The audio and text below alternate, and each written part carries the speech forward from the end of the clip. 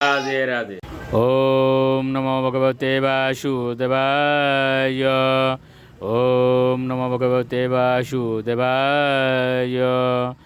ওম নমো ভগবতে বাসুদেবায়।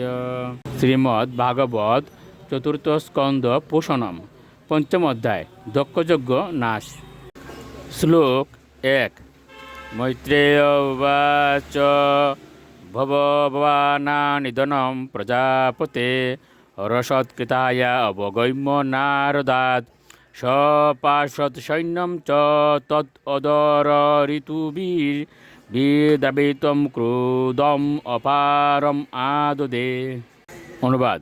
মৈত্রেয় বললেন, শিব যখন নারদের কাছ থেকে শুনলেন যে তার পত্নী সতী প্রজাপতি দক্ষের দ্বারা অপমানিত হওয়ার ফলে দেহত্যাগ করেছেন এবং তার সৈন্যরা ঋভু দেবতাদের দ্বারা বিতাড়িত হয়েছে, তখন তিনি অত্যন্ত ক্রুদ্ধ হয়েছিলেন। শ্লোক ২। ক্রুদ্ধ সুদষ্ট উষ্টপুট সদুর্জটির জটাম তরিদ্বন্নিশটা উগ্ররুচিসম উৎকৃত রুদো শশা উতিত অসন গম্ভীরনাদ বিসর্জতাম ভুবি। অনুবাদ।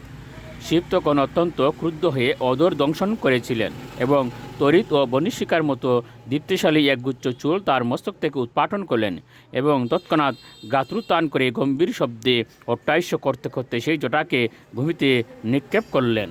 শ্লোক ৩।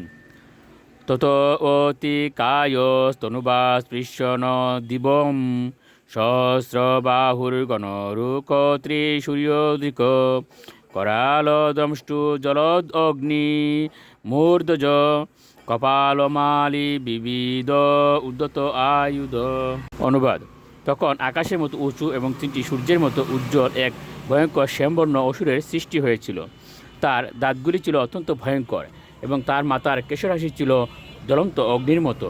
বিভিন্ন অস্ত্রশস্ত্রধারী শস্ত্র বাহু সমন্বিত তার গলায় ছিল নরমুণ্ডের মালা। শ্লোক ৪। তম কিম করোমি তে গৃহন্তমাহ বদ্ধাঞ্জলিম ভগবান ভূতনাথ দক্ষম সযজ্ঞম জহি মদ্ভটানাম তমগ্রণী রুদ্রবটাম সকমে। অনুবাদ। সেই মহাকায় অসুর যখন কৃতাঞ্জলি পুটে শিবকে জিজ্ঞাসা করলেন, হে প্রভু, এখন আমি কি করব?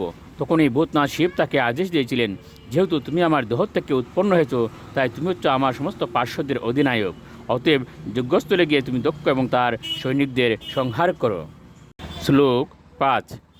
আগপ্ত এবং কুপিতেন মনুনা সদেব দেবম পরিচক্রমে বিভুম মেনে তদা আত্মানম সঙ্গরম অসা মহীয়সাম তাত সহ সহিষ্ণুম। অনুবাদ।